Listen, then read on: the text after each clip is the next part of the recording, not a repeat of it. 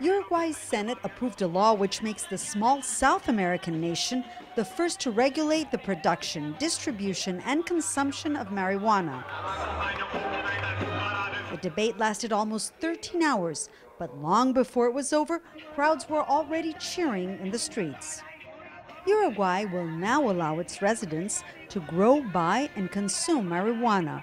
A 40-year-old decree allows people to smoke it, and thousands do, but they can't buy or sell it. This, in turn, has created a market for drug traffickers, says Uruguayan Congressman Julio Brago, who wrote the law. We had two options: to fight drug trafficking and forbid marijuana consumption, or let the state regulate a market worth $40 million a year instead of leaving it to dealers on the streets. With the new legislation, Uruguayans over 18 will be able to walk into a drugstore like this one and buy up to 40 grams of weed per month. The government says that legal marijuana will be cheaper and safer than pot sold in the black market. But one must register in order to get it or to plant it at home, and not everyone is ready to do so. This man, who preferred not to identify himself, has 6 pot plants in his backyard. It's the exact amount allowed by the new law, but he says he won't declare it just yet. I'm against declaring it. I'm not afraid of the government or the police, but have been kicked out of my job by my boss, who doesn't know I smoke weed.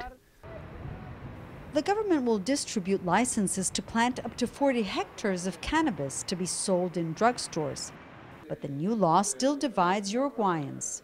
Opposition Congresswoman Veronica Alonso says Uruguay doesn't have the means to control the new legal market and may compromise the drug war in neighboring countries. Fighting drug trafficking is something serious which cannot be done unilaterally by one country. Uruguay's President José Pepe Mujica also thinks his country cannot act on its own. That's why he asked for international consensus. The government needs at least 120 days to regulate its new legal marijuana market, and Uruguayans are still divided.